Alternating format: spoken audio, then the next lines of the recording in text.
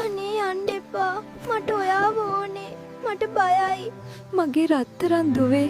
අම්මා යන්න. මගේ දුවේ. තාත්තා එක්ක හොඳට ඉන්න. අම්මා ආයෙත් එනවා.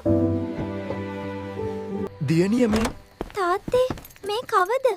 අම්මා කොහෙද? පියා දුවේ මේ තාත්තගේ යාළුවෙක් අද රැට අපිත් එක්ක ඉන්න ආවා. අම්මා හිටියනම් මට මෙහෙම තනියම වැඩ කරන්න වෙන්නේ නා. දුවේ පිඬන් ටික හොදලා ඉවර කරන්න. ලොකු ළමයි ගෙදර වැඩට උදව් කරන්න ඕනේ. දුවේ හොඳට ෆ්ලෝ එක ක්ලීන් කරන්නක්. ගෙස්සොන්න වනේ. මම මේ ගෙදර දුවද නැත්නම් වැඩකාර දරුවෙක්ද?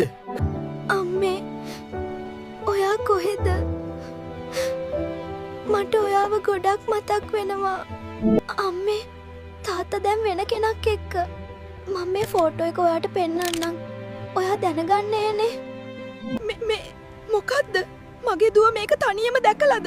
මං රට වෙනුවෙන් ජීවිතේ කැප කරද්දි ඔයා අපේ පවුලම බිඳලව මගේ දුවව මේ වේදනාවේ තනියම දාලා මං තවත් එන්නේ නෑ හිට. මං ආයෙත් ගෙදර එනවා හිට. මේ හැම දෙයකටම උත්තර හොයන්න.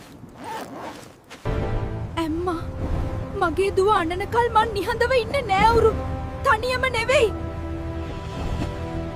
මගේ පවුල විනාශ කරන්න ඔයාට කවුද අයිතිය දුන්නේ?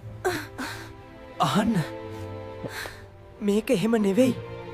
මේ ගෙදරට වටිනාකම තිබුණේ ආදරේ නිසා. ඔයා ඒකම විනාශ කළා. මට සමා වෙන්න. මං ලොකු වැරැද්දක් කළා. අම්මේ දැන් මම බය නෑ. ඔයා ආවා. මගේ රත්තරන් දුවේ. අම්මා කවදාවත් ආයෙත් ඔයාව තනියම දාලා යන්නේ නෑව. අම්මේ බේබිටත් අයිස්ක්‍රීම් ඕනේද? ඔව්නේ. බේබිත් ඔයා වගේම ස්වීට් වෙයි.